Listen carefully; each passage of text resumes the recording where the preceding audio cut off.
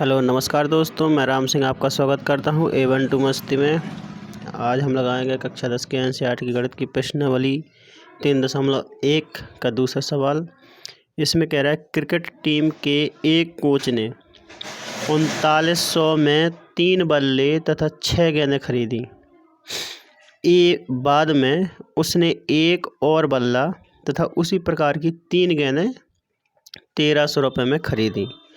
इस स्थिति को बीजगणितीय तथा ज्यामितीय रूप में व्यक्त कीजिए।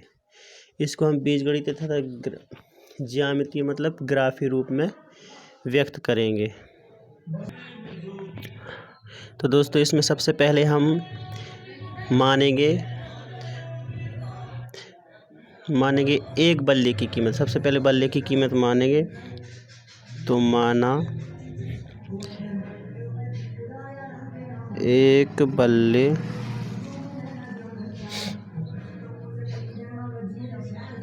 की कीमत X रुपये।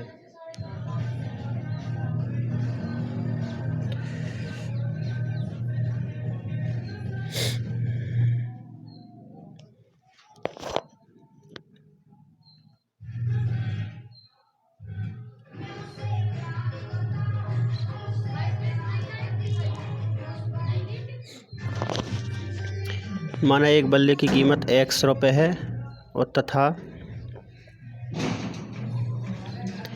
एक गेंद की कीमत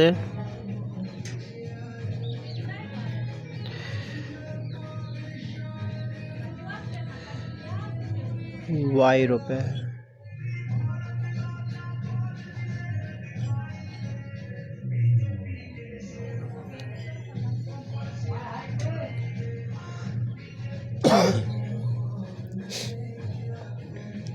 Y रुपये है। तो प्रथम शर्तानुसार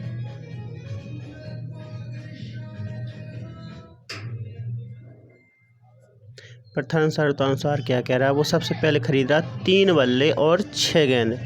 तो एक गेंद की कीमत X रुपये है, तो 3 गेंद की कीमत क्या हो जाएगी दोस्तों? 3X और प्लस 3 बल्ले की कीमत है X रुपये, तो 3 बल्ले की कीमत 3X और एक गेंद की कीमत है Y रुपये। तो इसी प्रकार के उस कितने गेंदें खरीदनी है? 6 गेंदें। तो 6 गेंदें की कीमत 6Y हो जाएगी। और टोटल ये दोनों कितने रुपए के आते हैं? 3900 रुपये के आते हैं। ठीक है दोस्तों, अब इसमें क्या करेंगे हम? 3 कॉमन ले लेंगे। X प्लस 2Y बराबर 3900। यहाँ बचेगा X प्लस 2Y बराबर 3 को बराबर किस साइड लेके आएंगे? 3900 बटे 3। X प्लस 2Y बराबर 1300। ठीक है, ये दोस्तों समीकरण 1 हो जाएगा। अब हम लेंगे द्वितीय शर्तानुसार। द्वितीय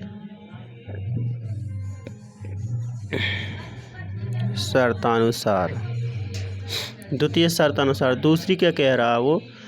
कि उसके एक और बल्ला खरीदा। एक बल्ले की कीमत तो X रुपये है और उसी प्रकार की 3 गेंदें खरीदी। तो एक गेंद की कीमत है Y रुपये, तो 3 गेंद की कीमत हो जाएगी 3Y और दोनों मिलकर कितने रुपए के आए? उसको 1300 रुपये के आए। तो ये समीकरण हम मान लेंगे दूसरा।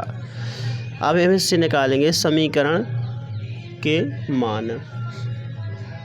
निर्देशांक बिंदु निकालेंगे हम इससे। तो सबसे पहले हम समीकरण 1 से निकालेंगे। समीकरण 1 से निकालेंगे। तो समीकरण 1 था हमारा X प्लस 2Y बराबर 1300। इसमें हम रखेंगे X बराबर 0 रखने पर सबसे पहले। तो X बराबर 0 रखेंगे तो 0 प्लस 2Y बराबर 1300। तो Y का मान निकाला आएगा हमारा 1300 बटे 2। तो y बराबर हो जाएगा 2 का भाग कर देंगे, 6 दूनी 12, 650, y का मान निकला 650। अब हम इसी प्रकार रखेंगे y बराबर 0, तो इसी समीकरण में रखेंगे तो x प्लस 2 गुणा 0 बराबर 1300।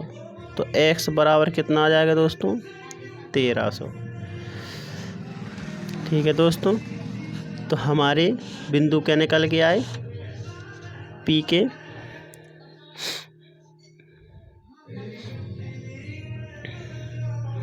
पहले हमने इसमें निकाला था x बराबर 0 रखा था, तो y का मान कितना निकला था? 650। q का मान निकाला तो y बराबर क्या रखा हमने? 0, तो x का मान निकला 1300 और 0। तो इसका हम श्रेणी बना लेंगे, एक सारणी बना लेंगे। x ये y, तो x का मान हमने पहले रखा था क्या? 0, तो y का मान क्या निकला था? 650, और इसमें हमने x का मान निकला 1300 और y का मान क्या निकला रखा था? 0। ये हमारी एक सारणी आ गई। अब हम दोस्तों करेंगे समीकरण 2 से हल। अब हम करेंगे दोस्तों समीकरण 2 से हल। तो समीकरण 2 क्या था? दूसरे समीकरण क्या था तो दोस्तों x प्लस 3y बराबर 1300। तो इसमें हम यदि दोस्तों देखो, यदि हम x बराबर 0 रखेंगे तो y का मान क्या आएगा हमारा? 3 बराबर किस साइड जाएगा? तो दशमलव में आएगी संख्या। ठीक है दोस्तों, 3 का भाग देंगे तो दशमलव में आएंगे, इसलिए हम x बराबर रख देंगे यहाँ पे 1000। ठीक है दोस्तों, रखने पर इसमें हमारा ना तो दशमलव में संख्या आएगी ना ही माइनस में आएगी। तो रखने पर तो 1000 प्लस 3y बराबर 1300। अब हम 1000 को लाएंगे बराबर के इस साइड, तो पक्षांतर हो जाएगा। 3y बराबर 1300 माइनस 1000, कितना बचा दोस्तों? 300। तो y का मान निकालेंगे हम, तो 300 में 3 का भाग दे देंगे तो y बराबर निकल आएगा 100। r का मान क्या निकाला गया? x का मान रखा हमने 1000, y का मान निकला 100। अब हम समीकरण y बराबर रखेंगे, तो y बराबर क्या रखते हैं? 0। क्या आएगा समीकरण में हमारा? x प्लस 3y बराबर 1300 था, तो x प्लस 3 गुणा 0 बराबर 1300, x प्लस 0 बराबर 1300। तो x का मान क्या रखेंगे दोस्त? आ जाएगा 1300। तो यहाँ किसका हम मान निकाल लिया हमने? और s का मान क्या निकल के आएगा? y का मान क्या रखा था? 0, तो x का मान क्या निकल के आया दोस्तों? 1300 और 0। इसकी हम सारणी बनाएंगे, तो सारणी क्या निकल के आएगी दोस्तों?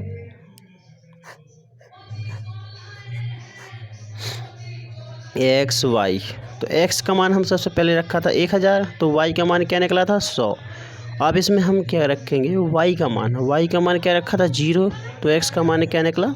1300।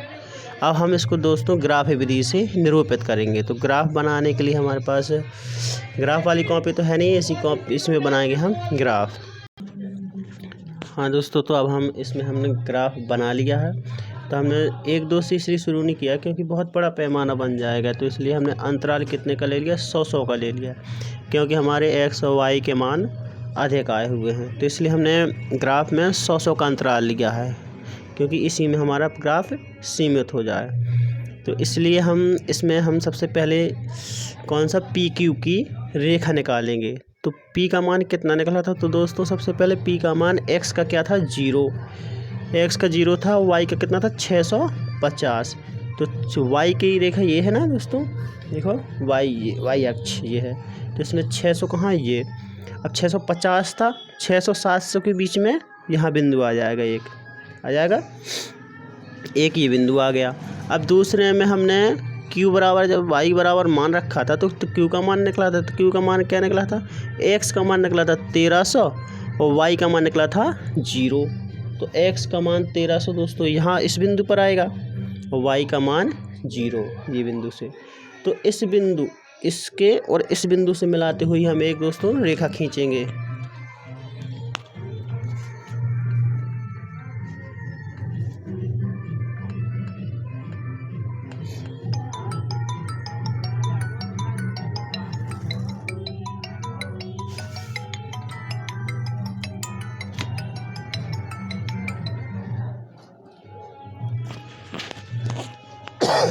तो हम इसमें दोस्तों रेखा खींच दी है। तो ये हमारा कौन सी रेखा हो गई, समीकरण की रेखा है, समीकरण 1 की x + 2y बराबर 1300 ये रेखा हो गई।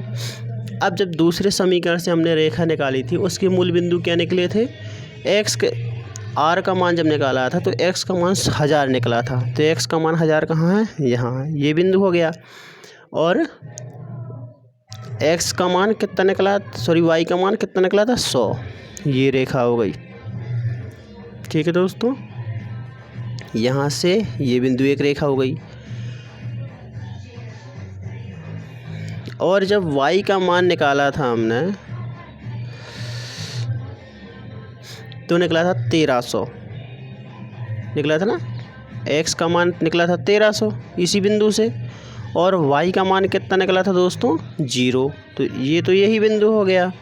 और एक बिंदु हमारा यहाँ से यहाँ से मिलाती हुई रेखा जाएगी।